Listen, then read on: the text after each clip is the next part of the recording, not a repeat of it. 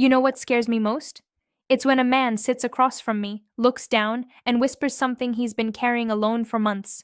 3 weeks ago, that man was Robert, 67 years old, former construction foreman, the kind of guy who never complained about anything in his life. But when he finally spoke, his voice cracked. Doc, nothing comes out anymore during, you know. And right there, I knew we had to talk about something almost nobody discusses. I'm Dr. Natalia Parker, and I'm going to explain this with clarity. If you've noticed that during climax there's less semen than before, or maybe nothing at all, you need to hear what I'm about to say. Because what you're experiencing has a name, it has causes, and there are things we can do about it. Robert told me he'd been living with this for 7 months. 7 months of silence. 7 months of thinking maybe he was just too old, that this is what happens when you get older. Why bother the doctor? He said, and that's exactly the problem. That silence is what's killing us from the inside. Let me explain something critical. What Robert was dealing with is called retrograde ejaculation. And before you think, great, another complicated term I won't understand, let me make it crystal clear. Your body is still producing semen. The problem isn't production. The problem is direction. Instead of going out where it should, it's taking a detour. It's going backward into your bladder. Think of it like a road with two possible directions. And suddenly, someone flipped all the signs the wrong way. Now here's what you need to understand. This isn't happening randomly. There are 3 main causes I've seen over and over in my practice, and by the end of this, you're going to understand exactly what's going on in your body. The first cause is something that sounds complicated, but is more common than you'd think. Many men over 60 need prostate surgery. It's normal, happens to a lot of us. But here's the detail that matters. Those surgeries, especially the ones done with laser technology, can affect the muscles and nerves that control where semen goes. Remember Robert I mentioned at the start? Turns out he'd had prostate surgery 9 months before. Laser procedure. One of those modern ones. Everything went perfect, he told me. The doctor assured him he'd be good as new in 3 months. And in many ways, he was. He could urinate without problems. Wasn't getting up 5 times a night anymore. Everything functioned well. But there was one detail nobody had clearly warned him about. Ejaculation could change. Doc, Robert said to me, I thought I was broken, useless. And here's where it gets important. When I asked him if he still felt pleasure, if he still had orgasms, he said yes. Then you're not broken, Robert, I told him. Your body is working, just differently.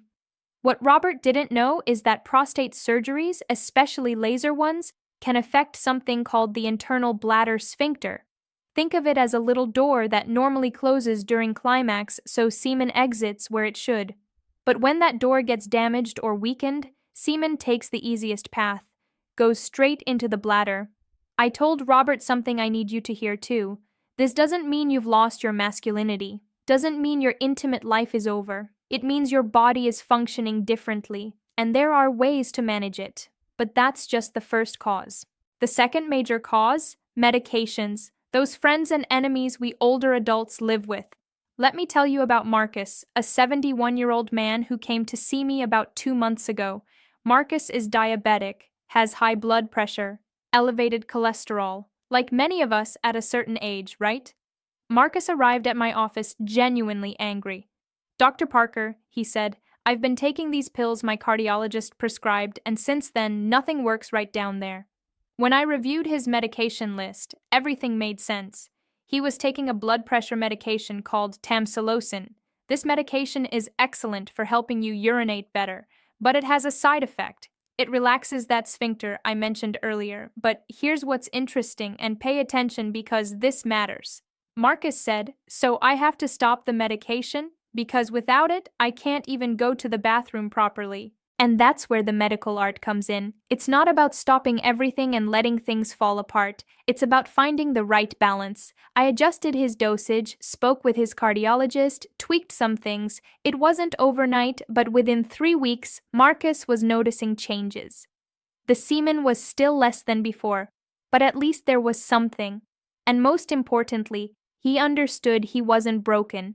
He just needed the right balance. There are other medications that can cause this too. Antidepressants, for example. Medications for prostate enlargement. Some allergy medications. I'm not telling you to stop them. I'm telling you that if you're experiencing this, you need to talk to your doctor about possible alternatives or adjustments. Now comes the third cause. This one is critical because it affects so many men. Diabetes. Uncontrolled diabetes can damage nerves throughout your entire body, including the nerves that control ejaculation. It's called diabetic neuropathy, and it's more common than you think. Let me tell you about James, 64 years old. I met him about 6 months ago. James had been diabetic for nearly 20 years, but he never took good care of himself. "Doc," he told me, "we're stubborn, right? We think nothing bad will ever happen to us." James told me it started with just a little less semen, then almost nothing, then finally nothing at all. But what worried him most wasn't even that. He'd also lost sensation in other areas. His feet would go numb frequently. Sometimes he'd feel tingling in his hands, and during intimacy, he'd lost significant sensitivity too. When I ran all the tests, I was genuinely concerned. His blood sugar levels were through the roof. His hemoglobin A1C was at 10.5 when it should be below 7. "James," I told him, "we don't just need to work on your intimate life. We need to work on controlling your diabetes because if we don't, this will keep getting worse and you'll face more serious problems." And here's the hopeful part. James got serious, started taking care of his diet properly, cut out sodas, excessive carbs, all those snacks we love, started walking 30 minutes every day, took his medications religiously, and you know what? Within 3 months, he was seeing changes. He didn't go back to being like he was at 30. I won't lie to you about that, but he improved significantly.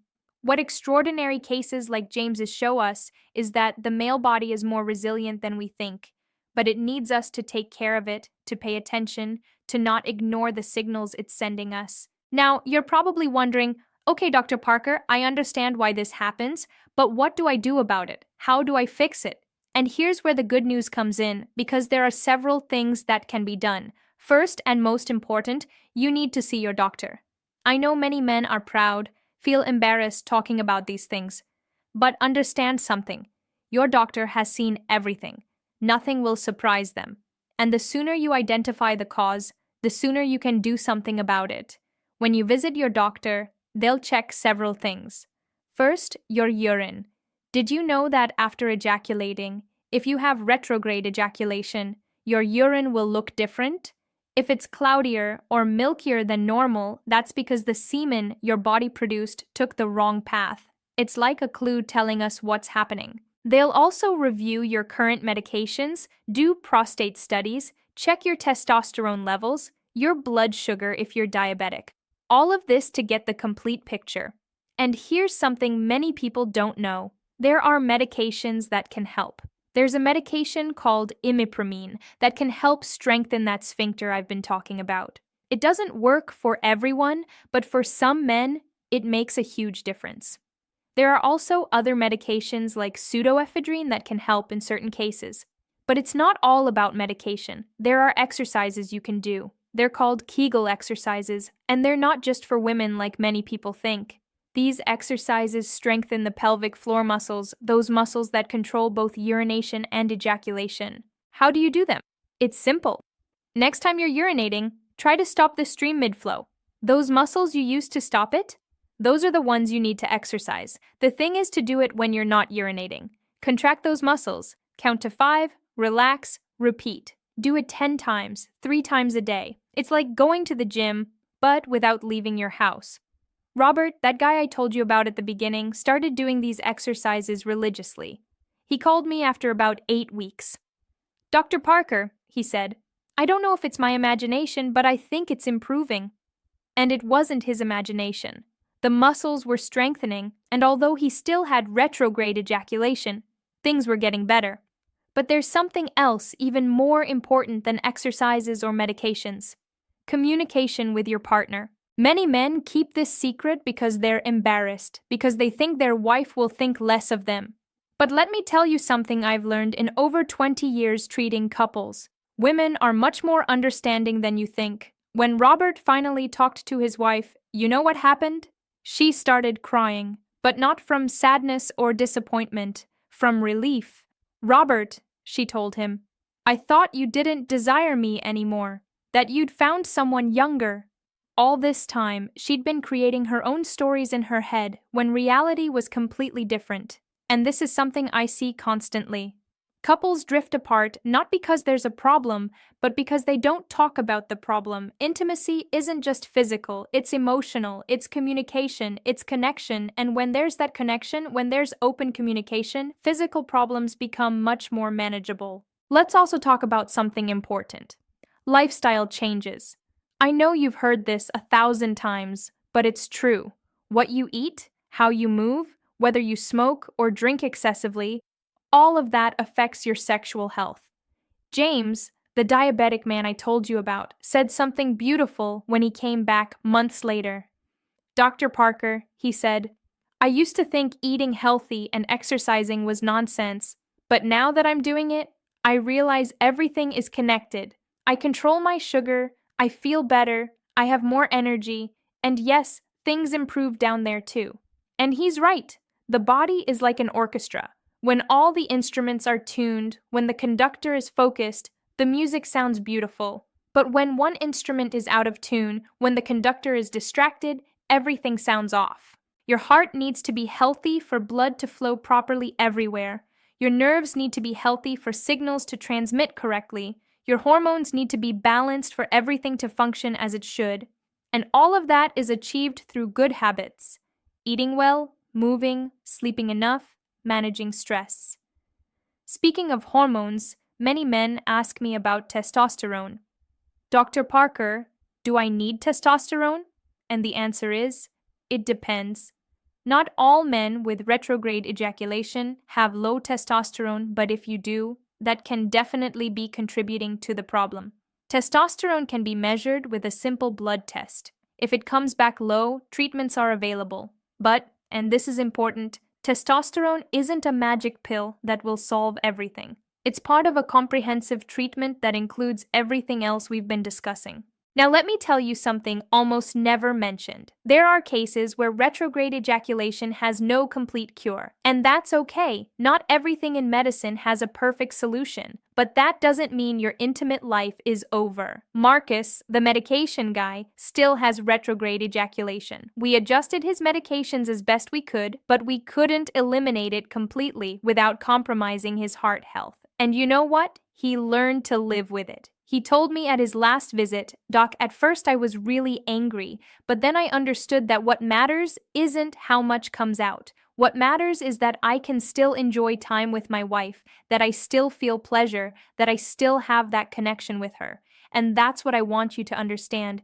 Masculinity isn't measured by the amount of semen you produce. It's not measured by how long you last. It's not measured by any of those superficial things society has put in our heads. True masculinity is in how you face problems, how you take care of yourself and your partner, how you adapt to the changes life brings.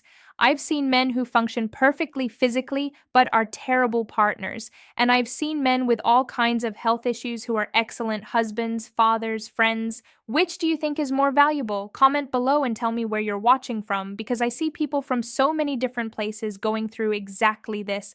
I want you to know something else. If you're experiencing this, you're not alone. Studies show that between 20 and 30% of men over 60 experience some degree of retrograde ejaculation. That means if you gather 10 guys your age, probably 2 or 3 are going through the same thing you are. But nobody talks about it because we've been taught these things are shameful, that they're taboo topics. Well, enough of that. Enough suffering in silence. This is something that can be discussed, treated, managed, and the more men dare to talk about it, the easier it will be for others. I also want you to know this doesn't affect your fertility in all cases. If you're at an age where you're still thinking about having children, there are options. The semen is still there, it's just taking another route.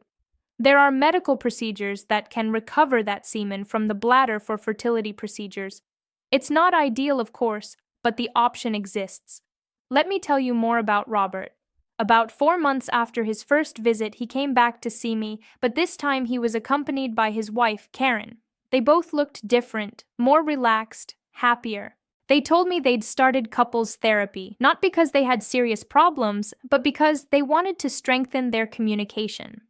Dr. Parker, Karen told me, I tell all my friends that if their husband is going through something like this, they should talk, they shouldn't be afraid, because intimacy is so much more than the physical. It's trust, it's affection, it's being there for each other. And Robert just nodded, holding her hand. That's what I want for you. I want you to have that peace, that tranquility of knowing you're not facing this alone, that there are solutions, that there's support, that there's hope. So, what do you do if you identify with something I've said today? First, take a deep breath. It's not the end of the world. Second, make an appointment with your doctor. Write down when you started noticing changes, what medications you're taking, any other symptoms you've noticed. The more information you have, the better. Third, talk to your partner. I know it's scary, I know it's uncomfortable, but I promise you the relief you'll feel afterward is worth every second of discomfort. And fourth, be patient with yourself. Changes won't happen overnight, but with proper treatment, the right lifestyle changes, your partner's support, things can improve tremendously. And if after all this you discover that retrograde ejaculation is going to stay with you, remember what I told you. That doesn't define who you are, doesn't define your value as a man, as a partner, as a person. What defines you is how you face the challenges life throws at you. Look, I've been doing this for over 20 years. I've seen everything. I've seen men destroyed by things much smaller than this, and I've seen men flourish despite much more serious problems. You know what the difference is? Attitude, the willingness to seek help, the courage to talk about what's happening. Men like Robert, Marcus, James, they're not superheroes. They're normal men who decided not to stay silent, who decided to seek solutions instead of resigning themselves. And they've all told me the same thing. I wish I had come sooner. I wish I hadn't kept this to myself for so long. Don't be like them in that regard. Don't wait months or years to seek help. The sooner you act, the more options you'll have. Medicine advances every day. There are new treatments, new procedures, new research, but none of that will help you if you don't take the first step. And the first step is recognizing that there's something that needs attention. It's accepting that you need help. It's understanding that asking for help doesn't make you weak. It makes you smart, it makes you brave. Because it takes more courage to admit something is wrong than to keep pretending everything is fine. If this type of content helps you, if you want to hear more honest conversations about health topics nobody else explains clearly, subscribe to the channel. Because here, we talk about what almost nobody discusses with this kind of openness. So if you're watching this and you felt identified, I want you to know I'm here to help. And if you can't come see me, find a doctor in your city, someone trustworthy you can talk to openly. Don't let fear or shame rob you of years of happiness. Don't let silence destroy your relationship with your partner. Don't let ignorance make you think this is normal and there's nothing to be done.